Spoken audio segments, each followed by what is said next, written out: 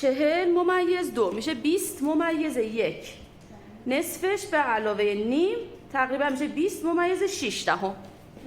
این 20 - 6 رو میتونی حتی 21 هم بگیره، اما چون محاسباتش نمیخوام به هم بریزه و دقیقاً شبیه کتاب بهتون بگم، اولین بار این شکلی رسم کنیم.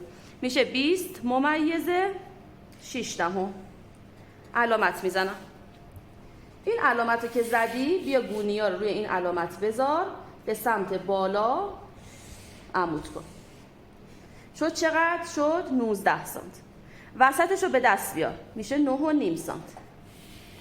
از این نقطه گوشه سرشانه به وسط این قسمت وصل کن. این تا اینجا. میریم روی خط سینه، روی خط کمر، روی خط کمر پشت و روی خط باسن.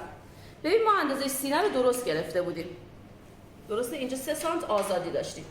میام حالا تو قسمت سینه جلو، میخوام سینه جلو رو بهتون بگم. به اندازه 1/2 کارور جلو به علاوه 1.75 سانت جدا کن. کارور جلو چنده؟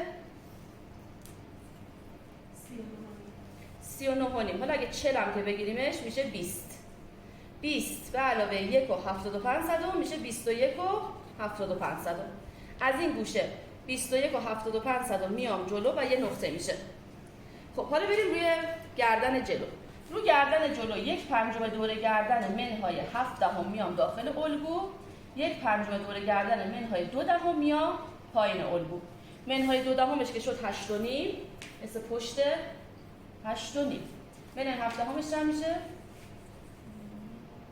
1/5 گردن 7 و 8 تقریبا میشه به 8 نمیرسه. خب این دو نقطه رو میام اول از اینجا عمود میکنم، از این طرفم عمود میکنم. حالا این دو تا نقطه رو به هم وصل میکنم، وسطش رو به دست میارم، دوباره به این نیم ساز وصل میکنم، وسطش رو به دست میارم. حالا میام هلال گردن رو از این قسمت طوری طراحی میکنم که 1.5-2 سانت صاف بیام و بعد هلال گردنم رو شکل بدم. ببین 1.5-2 سانت اینجا صاف میام، بعد هلال گردن رو رسم میکنم. اینم شد هلال گردن جلو.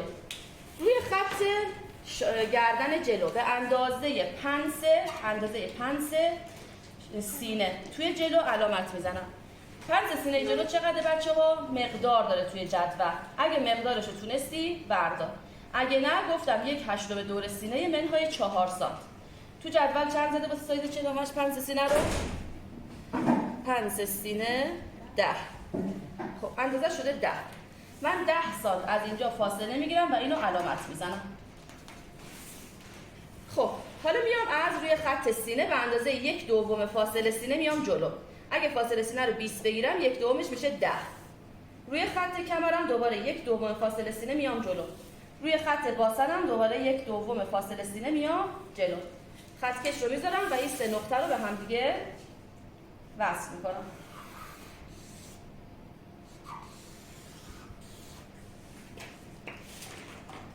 خب این 3 نقطه به هم دیگه وصل شد. خط کش رو میذارم این گوشه، متر یا خط کش، متر بهتر، میذارمش این گوشه و به اندازه بلندی سینه میام پایین. بلندی سینه 31 بود. بلندی سینه یه شعاع میزنم تا این خط رو قطع کنه. خب تو 31 این خط رو قطع کرد. اینجا میشه نوک سینه. از نوک سینه یه خط به این گوشه وصل میکنم، یه خط به این گوشه وصل میکنم. این میشه مقدار پنس سینه متریک. حالا از این خط شیب شانه پشت به اندازه نیم یا 1 یا 1.5 باید بیام پایین. اگه سایزش بزرگه بچه ها شما نیم سانت بیشتر نیاد.